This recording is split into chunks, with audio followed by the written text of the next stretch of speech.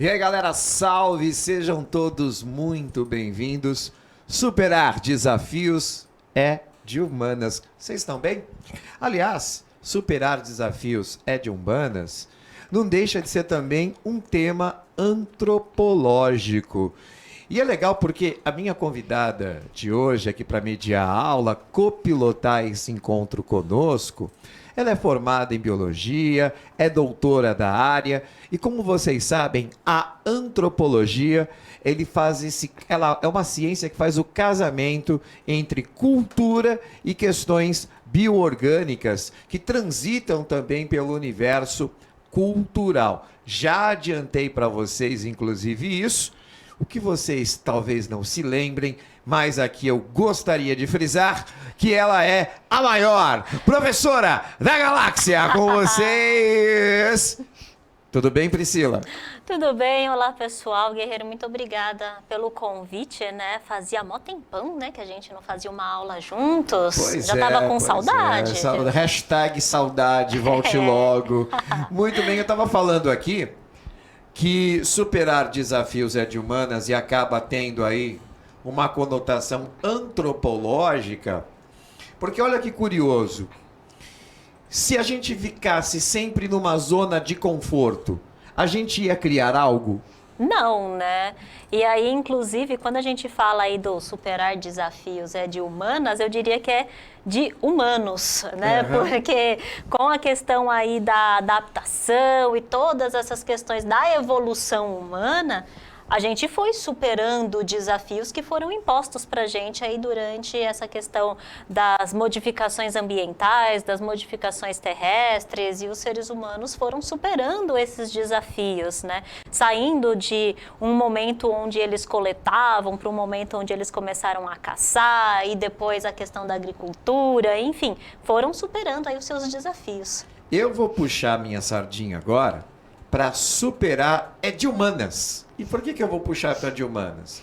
Porque alguns desafios que nós temos que superar, eles passam pela questão política. Uhum. Não é mais a questão tecnológica, não é mais a questão da inovação. Como assim? A gente acabou de ficar sabendo, né, Pri? Uhum. Que nós batemos aí 8 bilhões de pessoas no mundo.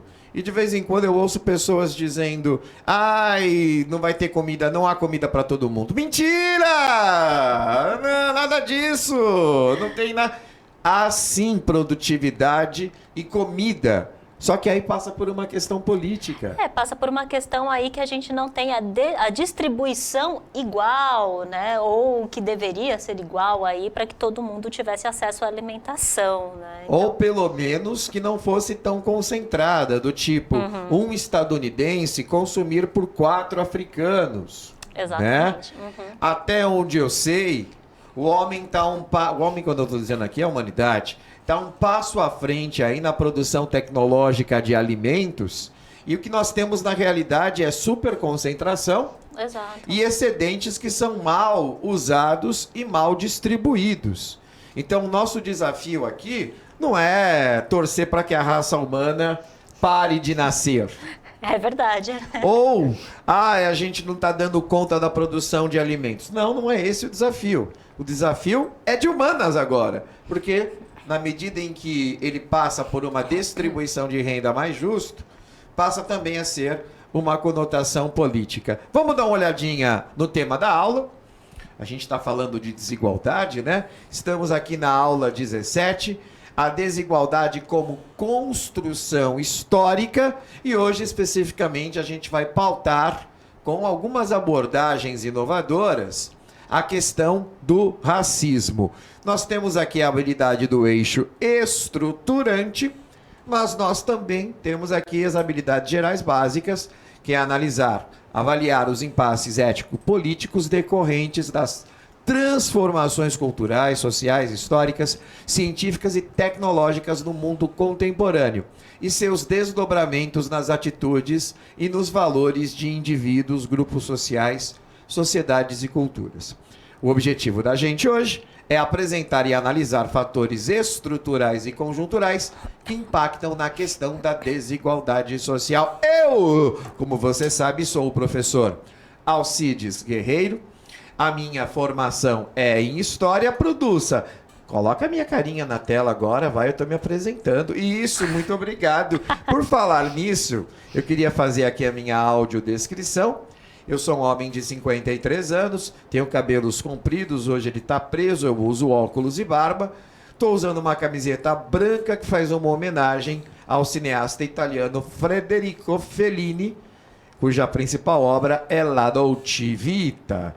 Nós temos também aqui num trabalho super bacana de inclusão a presença da Elisângela. Olha lá, ela vai dar um sorrisão, tchauzinho para vocês. E daqui a pouco nós teremos também o Super Laércio. A Pri, eu já apresentei aqui e não se esqueçam, é a maior professora da galáxia.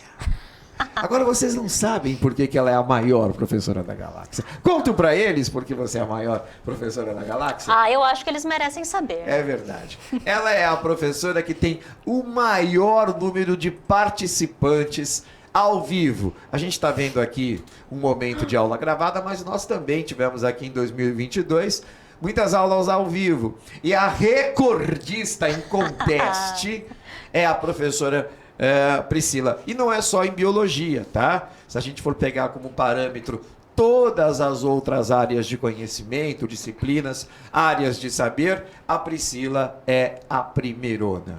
Eu acho que, na verdade, aquele dia teve, assim, sabe, a união dos astros. É verdade. Né? A lua e foi todos algo os transcendental, astros. metafísico, Exato. né?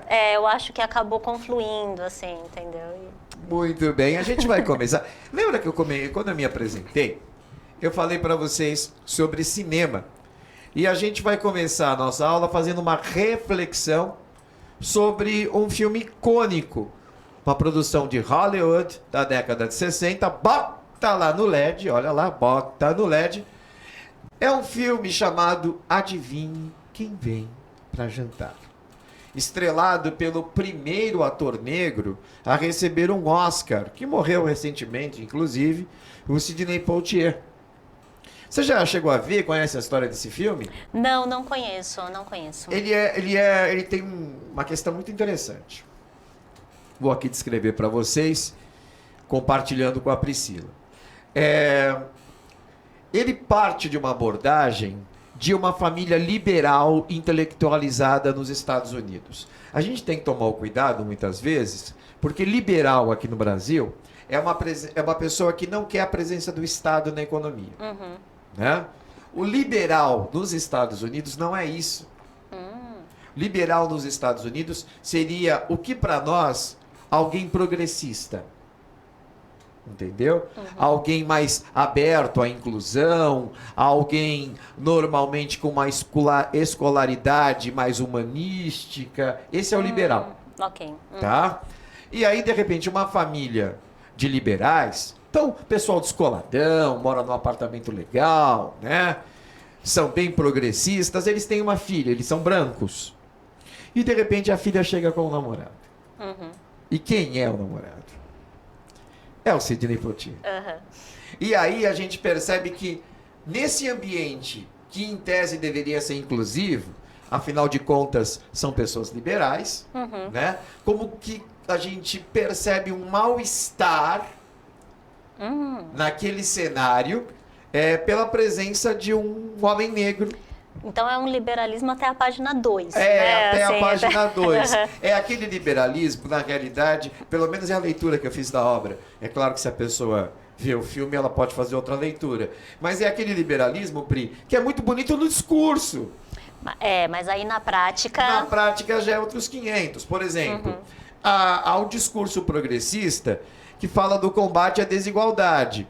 Agora, daí para a prática, e abrir mão de algumas coisas em nome da igualdade também já são outros 500. E aí, o filme ele perpassa pela família tendo que lidar com os próprios fantasmas, com os próprios esqueletos saindo do armário, entrando em contradição com as convicções que essa própria família defendia. A gente não pode esquecer, inclusive, que o personagem do Sidney Poitier é um homem muito bem educado, muito bem formado. Seria uma espécie de classe média nos Estados Unidos, algo muito raro, inclusive, no contexto da década de 60. A gente está vendo, o filme é de 1967. Ele é praticamente contemporâneo com todos os movimentos civis, aos quais a gente lembra o nome do Martin Luther King, que foi fundamental para que os últimos estados que mantinham leis segregacionistas acabassem sendo pautadas por uma noção de cidadania federalizada e igualitária. Mas o que eu queria comentar com você agora, você que é bióloga, Pri, você acha que hoje seria diferente, numa família tradicional branca, a presença de algum negro no ambiente doméstico, íntimo? Você acha que isso ainda causaria mal-estar ou a gente já superou esse tipo de coisa? Olha, uma pergunta muito difícil, viu, Alcides? Vamos refletir.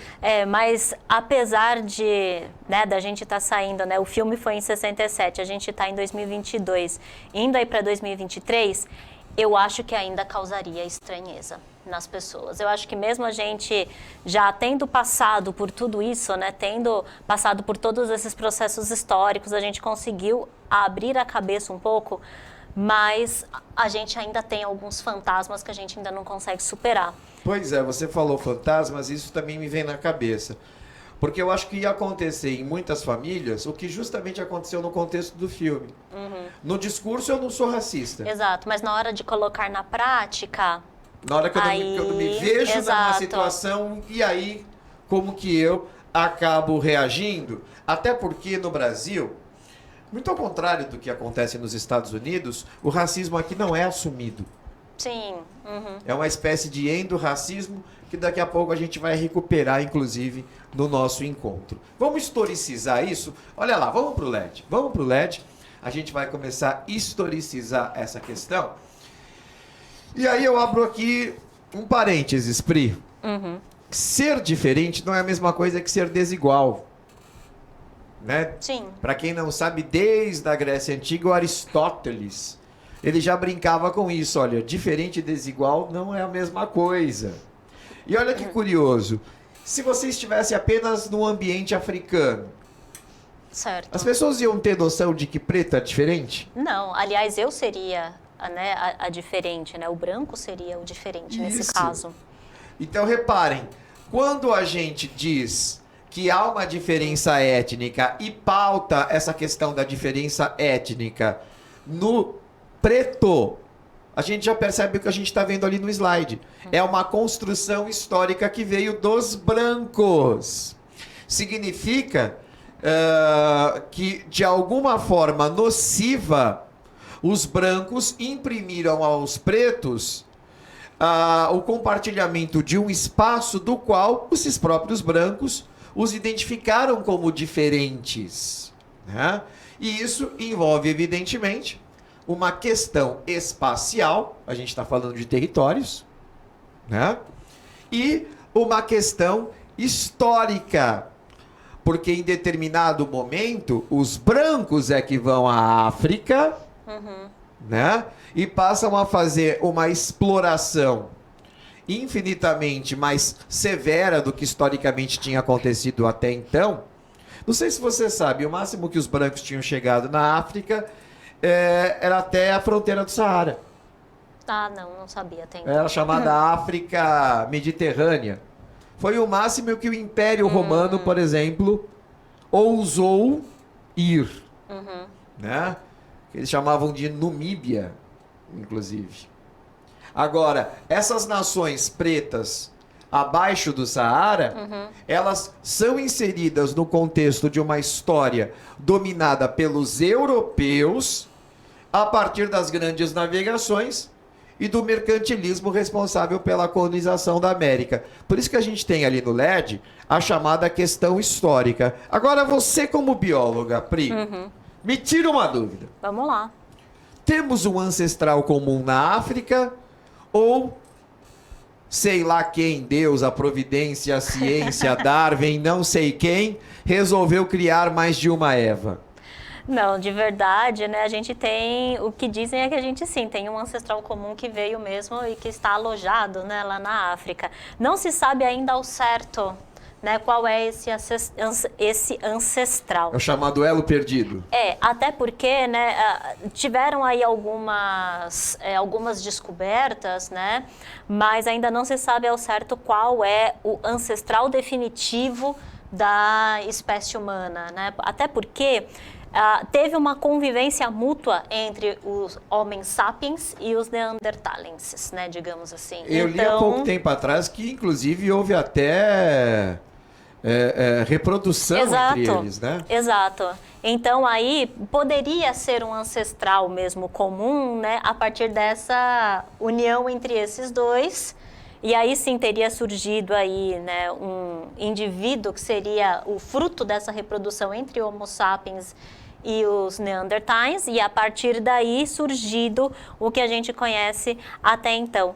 Mas, né, ainda existe uma grande dúvida pairando, né, mas o que a gente sabe, na verdade, é que veio lá, né, o ancestral mais antigo que se tem durante aí a evolução humana, né, a gente tem aí mesmo provindo da África, né, e a partir daí eles fizeram a sua migração, passaram ali para a região da Ásia e Europa, e aí depois foram para a América. Então, sim, né, o que a gente tem de raiz mesmo é africana. Então, se somos todos africanos, nossa, hashtag somos todos africanos. A gente foi embranquecendo através de uma espécie de mutação adaptativa ao longo dessa migração, é isso? Exatamente. Eu li há pouco tempo atrás, me corrija se eu estiver errado, mas que os olhos azuis, olhos claros, na verdade, nasceram dessa mutação ali na região do Oriente Próximo, ali onde hoje mais ou menos fica a Geórgia, o Irã, né? Ali teve uma mutação e as pessoas que acabaram nascendo com essa mutação dos olhos claros foram migrando para a Europa Central regiões. E depois do Norte. Sim, é mais ou menos nesse sentido. Então, há primeiro o que a gente chama que é uma adaptação fisiológica. Então, como eles estavam adaptados àquele ambiente com muito calor, né, na África, e quando eles começam a migrar para regiões lá na Europa, onde você tem uma diferença climática, né, bem substancial nesse caso, então aí primeiro há uma adaptação fisiológica, então os indivíduos começam a embranquecer. Quer dizer que vão se reproduzindo os indivíduos que não precisam de tanta melanina por causa do clima mais frio, é isso? É, justamente porque você tem uma incidência menor ali da radiação solar. Então, por causa disso, né, os indivíduos de pele clara são os mais favorecidos, nesse caso, por causa de uma diminuição da radiação solar. E a partir dessa adaptação fisiológica, começa o que a gente chama de adaptação genética, que passa mesmo para os genomas, né, que passa aí para o DNA e que vai passando para os descendentes. Então, inicia primeiro com uma adaptação climática num primeiro momento. E aí, a partir daí, essa adaptação climática e essas pequenas mutações, ou seja, essas transformações no DNA vão passando de geração para geração. E aí é o que a gente tem, que é uma adaptação genética, nesse Muito caso. legal a gente ter essa conversa, porque a gente percebe que, pelo crivo da ciência, é uma tremenda cascata esse negócio de as raças serem dissociadas e principalmente a noção de uma superioridade, uma inferioridade, porque uma que viemos do mesmo ancestral e outra que foi por uma questão de adaptação, mais reprodução, mais adaptada a um determinado contexto. Só que da construção histórica, olha o que a gente percebe. Vamos lá para o LED. Na construção histórica, a gente percebe o seguinte: quando há esse período do mercantilismo europeu, a partir do século XVI, esses africanos passam a ser escravizados. Você sabe o conceito de uma pessoa escravizada, Pri? Bom, eu imagino seria que perca a liberdade. Então, você é um preso, mas você não está escravizado. O preso, ele perdeu a liberdade. É verdade. Interessante isso. É. Na verdade, o conceito sobre escravização é alguém que vira uma mercadoria. E não é posse de si mesma. Tá. Então eu posso ser vendido e eu não tenho controle sobre mim mesmo nessas transações de mercado. E isso acontece pela necessidade de trabalho que a empresa europeia colonial tende aqui na América. Isso acontece também com os indígenas, mas o nosso foco aqui é a questão principalmente do preto. Entre o século XV e o XVIII, nós já temos aí essa noção de desigualdade racial sendo estabelecida por uma construção histórica a partir da dominação, os conceitos de superioridade e inferioridade, que aí não inclui só o fenótipo, não inclui só a aparência, o fato de você ser preto e eu ser branco. Inclui também o fato de que minha religião é superior, a minha cultura é superior, as minhas tradições são superiores. O problema maior, Pri, é quando chega no século XIX. Aí o problema vai ficar infinitamente piorado. Porque o que era tido como desigualdade a partir de um processo de dominação, a partir da aparência e da cultura, no século XIX passa a ter a chancela da ciência. É, exatamente. Surge uma pseudociência que se desenvolve até pelo menos metade do século XX, que tenta por todas as formas chancelar pela metodologia racional, o que a gente sabe que não é possível, tá? Claro. Mas na época eles procuraram um jeito de poder dizer que aquilo era ciência, a perspectiva de que algumas raças eram superiores e outras eram inferiores. Como que a biologia Exatamente. compreende isso na perspectiva da eugenia, né? De todas essas questões? Olha, esse foi um momento muito triste, eu diria, da ciência, né? Porque justamente dentro da biologia, e principalmente da ala médica, o que se buscava fazer, né? Na verdade, eles faziam medições no crânio. E por uma questão morfológica mesmo, né? O crânio, por exemplo, dos pretos, eles são... o crânio, ele é um pouco menor, mas por uma questão da própria morfologia. E eles endossavam aquilo como eles apresentam uma menor inteligência, porque o crânio é menor. Então, a caixa craniana, o osso em si, era menor, então eles diziam, né, que por aquele osso ser menor, abrigava também um cérebro e uma região nervosa, encéfalo, e todo o sistema nervoso também era menos desenvolvido. Eles tentavam, então, encontrar evidências racionais para poder provar algo que hoje a ciência já diz que não existe, porque o Exatamente. DNA mostra que não existe raças humanas, e apenas uma raça humana, não é isso? Exatamente, né? Então eles encontravam essas pequenas, que a gente chama na verdade de diferenças mesmo, né? E aí eles colocavam essas diferenças como sendo alguma coisa muitas vezes também anormais, né? Então, aquilo que apresenta uma determinada diferença que foge do que eu considero como controle, então ele é o anormal. Né? Aquilo Ele que é foge o da errado. norma. Exato, é o que foge da norma. Então ele é o anormal, ele é o diferente, mais um diferente num sentido mais pejorativo. Para poder justificar, inclusive, a cultura que eles diziam que era inferior. Exatamente. E com o processo de eugenia, né, aconteceu também não só com os pretos, mas aconteceu também com as pessoas que apresentavam algum tipo, por exemplo, de mutação, ou apresentavam, por exemplo, alguma deficiência neurológica. Então, inclusive, pessoas eram impedidas, né, de realizar casamentos. Eram castrados. Exato. Então, havia a castração química e as pessoas eram impedidas aí de realizarem casamentos, né, de procriarem também, ou seja, né, de terem aí os seus descendentes, por conta dessas questões gênicas, né, que diriam aí que esses genes, eles são defeituosos. Mas genes são genes, não existe gene defeituoso. O que existe, na verdade, são características e cada um apresenta a sua característica, né?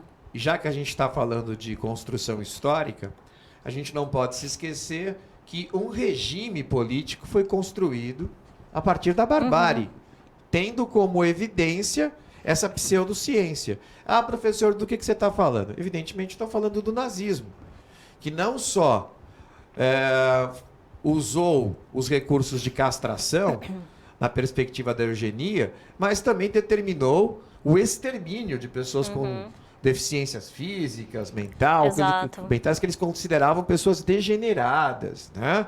E não podemos esquecer que, do ponto de vista racial, foram até a solução final com os ciganos, né? Com os judeus, com os homossexuais.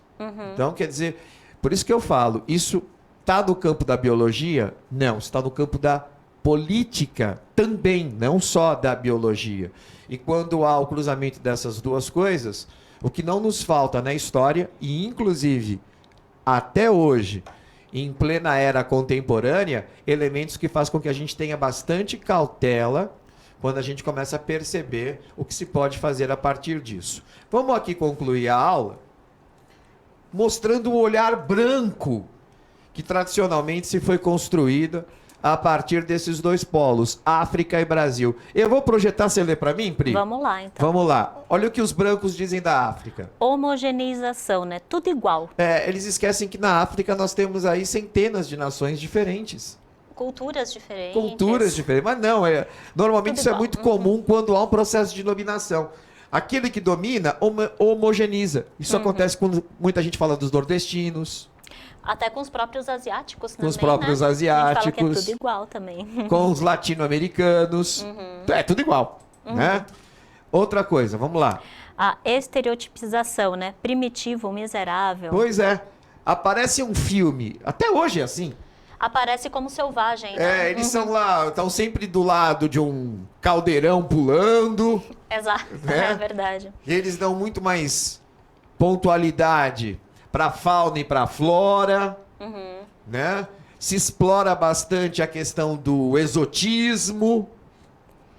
E aí você vai construindo estereótipos que, quando a gente investiga de uma forma mais centrada, a gente percebe que, de novo, é um estereótipo, tá? A África é muito além da superação desses estereótipos. Vamos lá para o Brasil, o que a gente nota? Preconceito religioso, coisa do diabo. Pois é. Né? E aí já começam também esses estereótipos que perpassam aí pelos ritos africanos, relacionando-os aí a uma demonização. O que mais que a gente tem? Preconceito pela aparência, cabelo ruim. Nossa, quantas vezes a gente, como professor, já vimos, né? Aluninhas, principalmente, de etnia preta, tendo dificuldade de muitas vezes aceitar a própria aparência porque ela se acha normal. Porque não é que ela é anormal, é que a norma se impõe um padrão do qual ela não se sente contemplada. Por isso, a gente vê de uma forma muito bacana quando nós temos bonecas, desenhos, a ocupação desse espaço cultural pela etnia, porque isso acaba valorizando, inclusive, a autoestima dessas pessoas. Perfeito. E o próximo? E o léxico pejorativo. A coisa tá preta. Toda vez que querem relacionar alguma coisa a coisa ruim, usa-se de novo, né? Essa menção étnica. Mais um? Preconceito socioeconômico, lugar de preto. Pois é, né?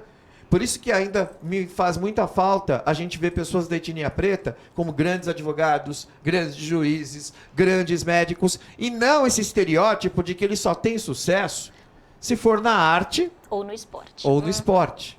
Vamos concluir a aula baseados em fatos reais, tá, gente? Lê para nós, Pri. Em um fórum de uma metrópole brasileira, recentemente um advogado que aguardava ser chamado em uma convocação de audiência interpela uma senhora negra que entrava no ambiente. A senhora poderia repor o café? A garrafa térmica está vazia. Lamento tal obrigação não ser a minha, doutor, eu sou a juíza. A gente percebe aí o tal do endorracismo. Ou seja, a pessoa vê uma pessoa negra entrando numa sala de fórum, na cabeça dela... Já acha que é a copeira, né? Pois é. Né? Então, fica aqui a minha sugestão para que os professores, para os estudantes, dêem uma olhadinha nesse tipo de racismo que a gente tem no Brasil. Que não é declarado, é velado e perpassa, então, por esse preconceito a partir de uma história construída que coloca sempre o preto no lugar do dominado. Pri, queria agradecer a sua presença, foi bastante Obrigada. ilustrativa. Manda um tchau pra galera. Muito obrigada, Guerreiro, pelo convite. Foi um prazer estar aqui com vocês e até a próxima. Tchau, gente. Beijo pra vocês. Bye, bye. Valeu.